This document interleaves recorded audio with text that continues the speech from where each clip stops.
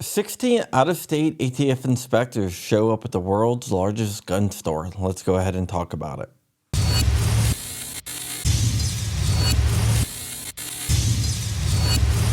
What's up, Wolverines, and welcome back to the channel. This is John Crump News, where we keep an eye on everything 2A related. My name is John Crump. I'm an investigative journalist, and I concentrate on the 2A space. Today's story comes out of Georgia, but before we get into that, please like, comment, and subscribe. Your support means the world to me. Okay, now let's talk about what happened in Smyrna, Georgia. In Smyrna, Georgia, there is a gun store called Adventure Outdoors. It happens to be the largest gun store in the country with over 18,000 guns in stock. On Monday, 18 industry operations inspectors from the Bureau of Alcohol, Firearms, Tobacco, and Explosives showed up to investigate the store. And this is kind of unusual because there's 18 industry operations inspectors. Usually there are only one or two that goes to the store, but this time 18 of them show up. And here's the really weird part.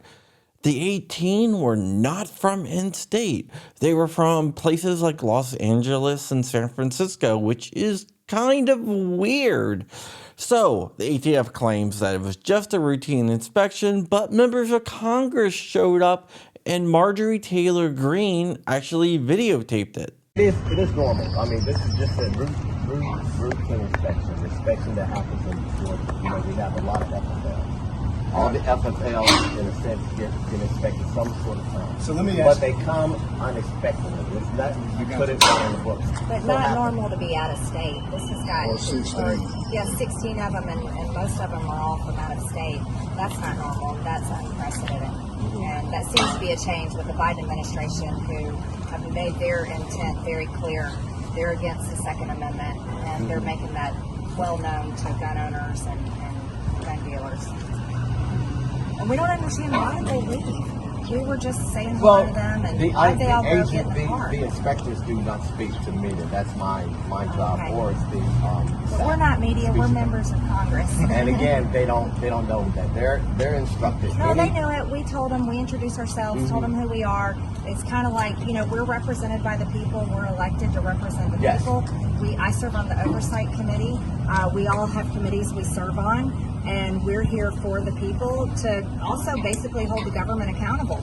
And when the government has been weaponized and people feel like their gun rights are threatened, or gun dealers feel like their businesses are threatened, that's where we step in and make sure that the government is not out of control. And a lot of gun owners and a lot of people feel that way, unfortunately, about your but agency, that's not the way. the ATF. Right, folks. We were just there just when we wanted to learn. So it was very cordial. And we actually had left because we thought they were getting to work. So they could get to work. And we were nice. Congressman Loudermilk explained everything to them. We were very nice, but there was no reason for them to go sit in their cars. Well, that's what's told for them to sit in cars until I arrive, because all the inspectors do one thing. They inspect all the FFLs and make sure that they're in compliance. So they've gone over, and this so happens, again, this is a random. This is nothing right out of whack or out of nature. This is one that's only been in business for 6 months. That's their most new. That's why it seemed like it was unusual. Well, how long y'all been in business? For 25 years? 45 years. 45 years. 45 years. This is not a new business. 45 years. Their FFL was renewed in September.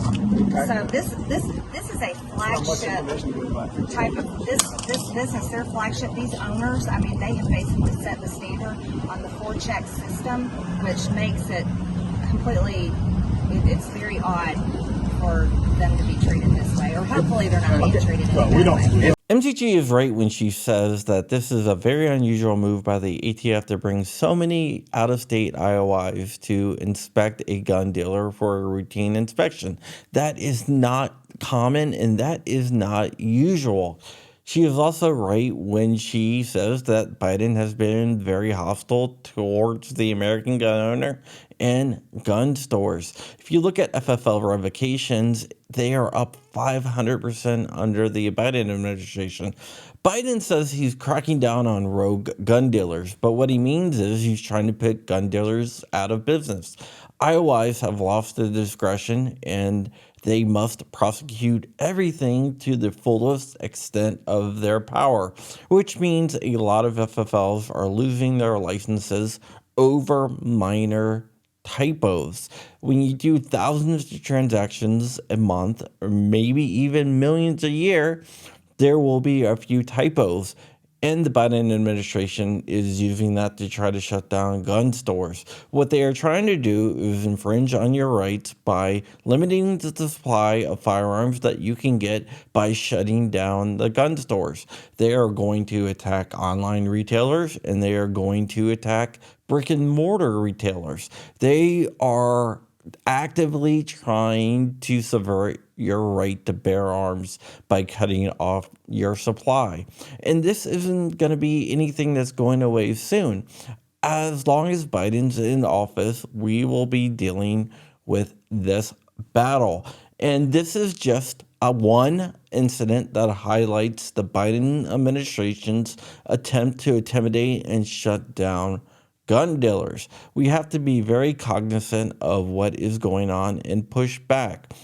Marjorie Taylor Greene is on the oversight committee, and she can request records to show why they went in force to Adventure Outdoors and what the outcome of that is. I'm also filing Freedom of Information Act requests to try to get more information. When I do have that more information, I will let you know.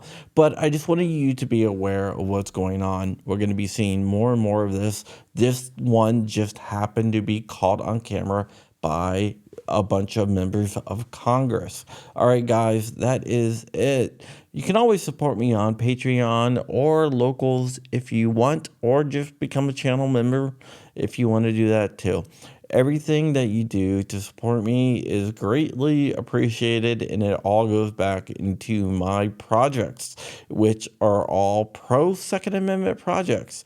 All right, guys, stay ever vigilant, stay ever free. I'm going to go shoot and hang out with Shooting Gallery New England today in Virginia as he's making his way from Virginia down to Florida. Maybe he'll change his name to Shooting Gallery Florida.